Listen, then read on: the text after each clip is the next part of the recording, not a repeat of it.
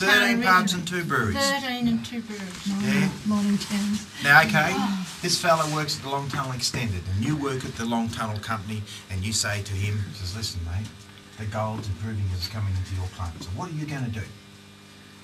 As it's coming into our claim. What are you going to do with that information? Pass it on to the right. Take it over, yeah, say, let them know where their drive is so you can start to move towards it. You're going to buy me a beer if I'm in a good hand. Yeah. I don't get it. I reckon you can bribe, I reckon you can have another beer after that. Well, the word does get out through this way. The company takes off back south 2,400 ounces of gold out of 2,000 tonnes. Now, you're not going to use hand tools anymore. You're going to use a bit of machinery. Now, what are we going to use instead of, stand here, instead of that? So we're going to use a rock drill.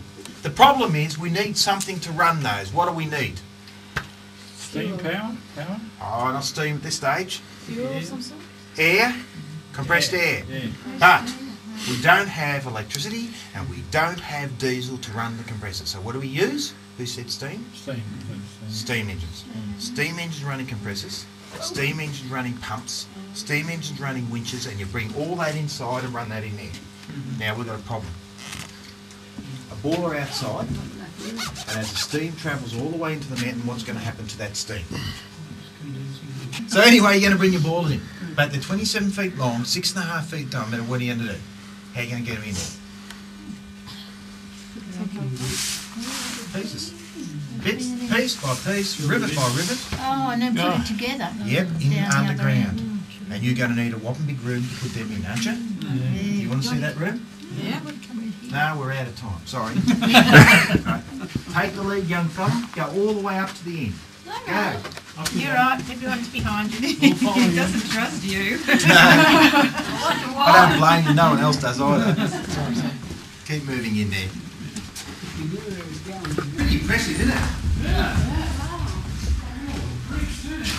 All the bricks. All handmade. All handmade. This room that you see used to be about another 40 metres back through that direction in there. Right. Around you, you'll see the brickwork, and the brickwork is where the foundations of the boilers were. If you just have a look over here, can you see that top picture? That's a picture of the boiler. The bottom picture is the picture of the boiler in situ. Right, so here we have, here's a brick base, and you have a look at the size of this. Right, you can see why you have to bring it into pieces, can't you? Yeah. Now you can stand from that point, look down there, and you can see one sitting there. Yeah.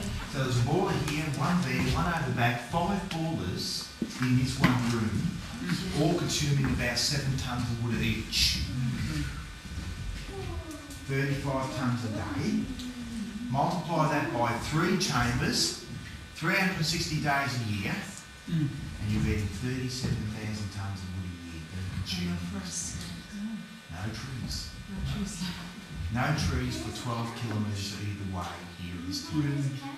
Right? Now you're going to need a chimney. Yep. Oh, over there, look over there. You see a chimney?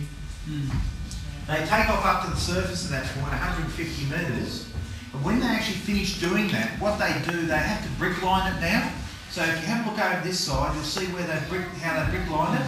Yeah. All the way to the surface. The chimney by itself takes 3 years to compare, and this fella's a fitter, eh? Well, I've worked production engineering, manufacturing engineering mostly, but worked in mines in Western Australia for a while too. Right. So anyway, Did you say they had 3 chambers? yeah, not this, 3 chambers in separate mines. All the same company? Long Tunnel Company, this one is a Long Tunnel Extended, the other one was a Walhalla mine. So different names there. Yeah.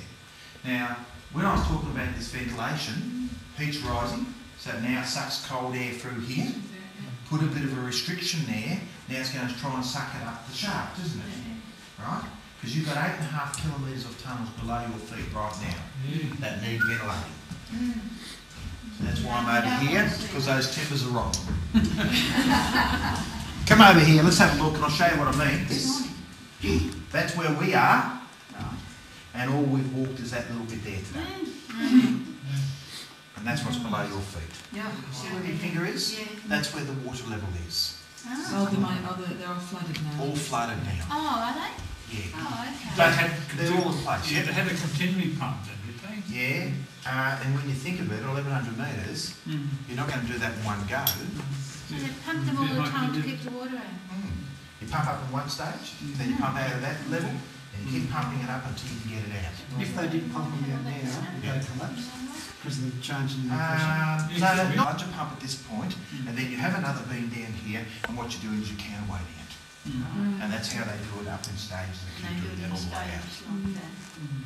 Well, hopefully you enjoyed this tour. Yeah, we did. Right? Pretty impressive moment, you know. And hopefully next time you come, you'll see a few more changes. So And the pubs are open now, right? the pubs are open, mate. What I would like you to think of though, when you go down to the pub today, right? Think of this: between here and the pub, there's about 50 kilometres of tunnels in the side of this hill. In that area, from here to the pub, about 55 tonnes of gold come out of it. Well, thank you very much for coming. And what we'll do, take your time. If you want to use a camera, do that. Otherwise, just take your time, wander out this way. When you get out here, hang your hats at the very end. In towards the light. Good. Like this lady.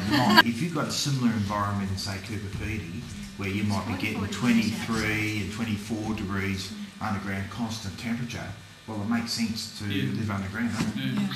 You see? But because of the stable temperature, one is we have glowworms in here. All right. Yeah. And the glowworms, if you turn the lights out of here, the whole ceiling glows like the stars of heaven. You have real glowworms. Yeah, very good. Oh, it's so down. Right, yeah. Yellow box is not bad either, but the problem is getting hold of timbers. Particularly this size. Yeah.